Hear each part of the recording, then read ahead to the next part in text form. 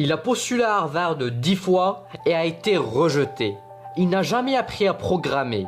Sa première entreprise était un échec total. Il leva des fonds de 60 000 $ pour créer sa deuxième entreprise qui, dans 10 ans plus tard, est valorisée à 153 milliards de dollars. Il est l'homme le plus riche de Chine. Aujourd'hui, on vous parle donc de Jack Ma, propriétaire de Alibaba Group, et voici ses 10 leçons de réussite. Quand j'ai été diplômé de l'université, avant ça, pendant 3 ans, j'ai échoué à l'université. Donc j'ai postulé pour des emplois 30 fois et j'ai été rejeté. J'ai postulé pour la police et ils m'ont dit non, vous n'êtes pas bon. J'ai même postulé pour KFC quand KFC est arrivé en Chine. 24 personnes sont venues pour le travail.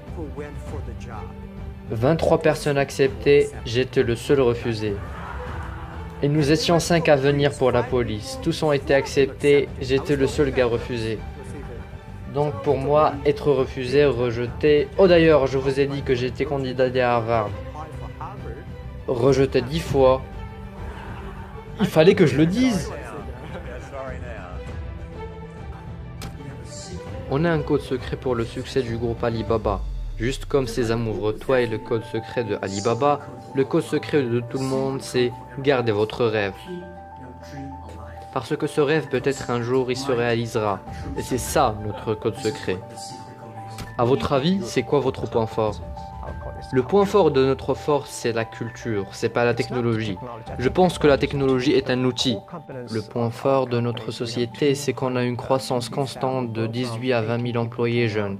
On se focalise énormément sur la valeur, la mission, et que tout le monde travaille pour aider les autres, non pas pour gagner l'argent seulement.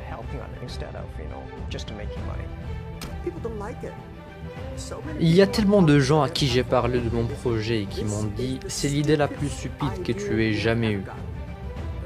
Mais j'ai dit « je n'appartiens pas au club des gens stupides, si les gens l'utilisent, maintenant nous avons 800 millions de personnes qui l'utilisent. Stupide ?»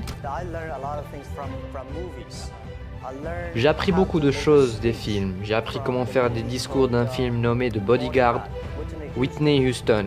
Quand elle chante la chanson, je me suis dit, c'est ça la façon avec laquelle tu dois faire un discours. Et à l'époque, je ne savais pas faire des discours, puisque je ne suis pas un acteur. Mais quand j'ai vu le film, j'ai été étonné. Je me suis dit, waouh, si tu chantes avec ton cœur, naturellement...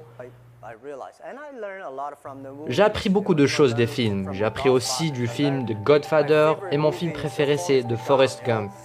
Il y a beaucoup de choses à apprendre des films. On peut aussi parler des sentiments et de l'inspiration qu'on apprend des films. Quel genre d'idée de business t'as refusé? Je dis non à beaucoup d'idées parce que, autant que CEO, je dois dire non aux opportunités. Sinon, je vais probablement avoir 5000 opportunités par jour. Mais la décision d'accepter ou refuser repose sur la mission de rendre le business facile. Si c'est comme ça, on considère. À part cela, si quelqu'un vient chez moi et me dit que j'ai une idée et qu'il va nous faire de l'argent, je ne m'intéresse pas. Pourquoi t'as choisi le nom de Alibaba? Alibaba? Quand j'ai commencé, j'ai pensé que Internet est une chose mondiale, donc on doit choisir un nom mondial pour la société. Un nom intéressant. Pendant ce temps, Yahoo était le meilleur nom. J'avais pensé longtemps et soudainement. J'ai cru que Alibaba était un bon nom. Par coïncidence, j'étais pendant ce temps à San Francisco et je mangeais. Et une serveuse est venue et je lui ai demandé « Connais-tu quelque chose sur Alibaba ?» Elle a dit oui. Et je lui ai dit « Tu connais quoi sur Alibaba ?» Elle a dit « Sésame ouvre-toi. » Bien. Puis, je suis parti à la rue et je demandais de 10 à 20 personnes. Et ils savaient tous qui était Alibaba, et les 40 voleurs, et Sésame ouvre-toi.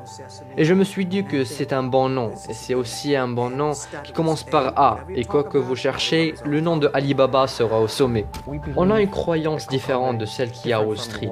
On a le client numéro 1, l'employé numéro 2, et puis l'actionnaire en 3. Le client numéro 1, l'employé 2, et puis l'actionnaire numéro 3. Oui encore. C'est comme la religion pour moi, c'est le client qui paye l'argent, et c'est les employés qui innovent. Mais l'actionnaire sont ceux qui souvent disent « on était actionnaire depuis le début », mais quand les crises arrivent, ils t'abandonnent direct. Mais le client reste, et l'employé reste.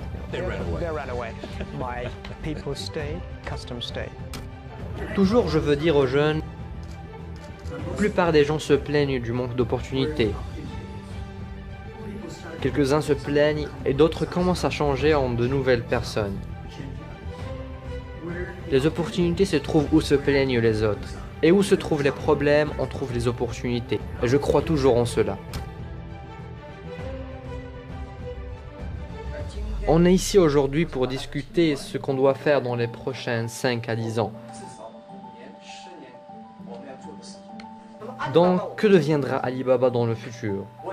Depuis qu'on travaillait dans China Page, je disais toujours qu'on ne concurrait pas les sites locaux, mais les sites mondiaux.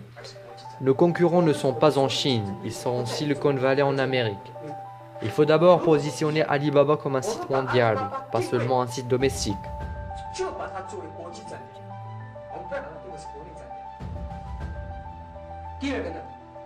Deuxièmement, on doit apprendre l'esprit de travail dur de la Silicon Valley.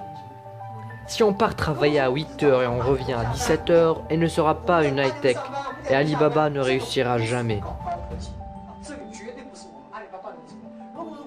Si on a la mentalité du travail de 8 à 17 heures, il faudrait mieux qu'on parte faire quelque chose d'autre. Les Américains sont forts en travail dur et l'organisation, mais dans les informations et la programmation, les cerveaux chinois sont du même niveau. Tous nos cerveaux sont aussi bons que les siens, et c'est pour cela qu'on ose les concurrencer.